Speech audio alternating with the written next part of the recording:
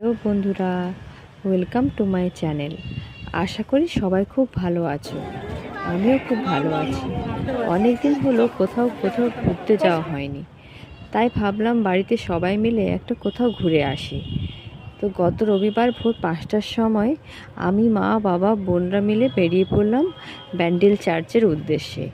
যেহেতু আমার বাড়ির সারেঙ্গাতে, তাই আমরা গিয়েছিলাম গোয়ালতোড় হয়ে আরামবাগ রুট ধরে। কি শান্ত মনোরম পরিবেশ, তাই না?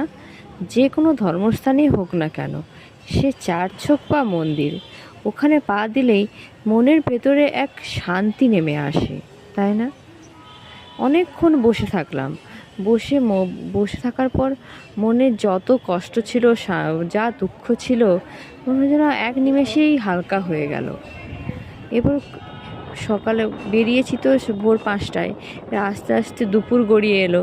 দুপুর গড়িয়ে আসা মানেই তো এবার কিছু না কিছু খেতে হবে, লাঞ্চ করতে হবে।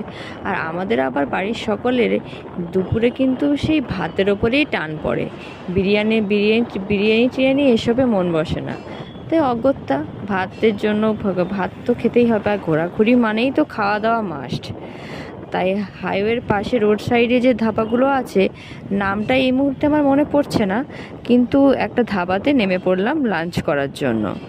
তো সেখানে আমরা নিয়েছিলাম ফিশ থালি। খেতে কিন্তু নো ডাউটলি অসাধারণ ছিল। রিজনেবল প্রাইসে ঘরোয়া পরিবেশে ভাত, ডাল, একটা কাঁচা লঙ্কা, পেঁয়াজ, ঝিঙে আলু পোস্ত করেছিল, আর সঙ্গে হচ্ছে বড় একটা মাছের পিস, এবং শেষ পাতে দিয়েছিল পাঁপড় ভাজা।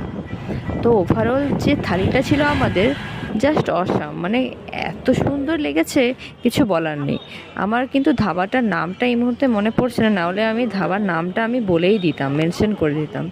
ব্যাস, আমাদের কি লাঞ্চ তো হয়েই গেল। এরপর লাঞ্চ সেরে আবার গাড়িতে চেপে পড়লাম।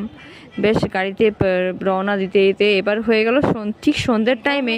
এবার তো চা তো খেতেই হবে, তাই একটা জায়গাতে টি ব্রেক নেওয়ার জন্য দাঁড়িয়ে পড়লাম। সেটা ছিল আবার কামারপুকুর ঠিক পেরিয়ে এই রোড সাইডে একটা ফাস্টফুড সেন্টার।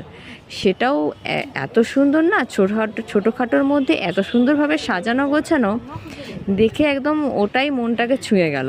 বেশ, ওখানে দাঁড়িয়ে পড়লাম। দাঁড়িয়ে পড়ে দেখলাম মাটির ভাঁড়ে চা পাওয়া যাচ্ছে, মালাই চা।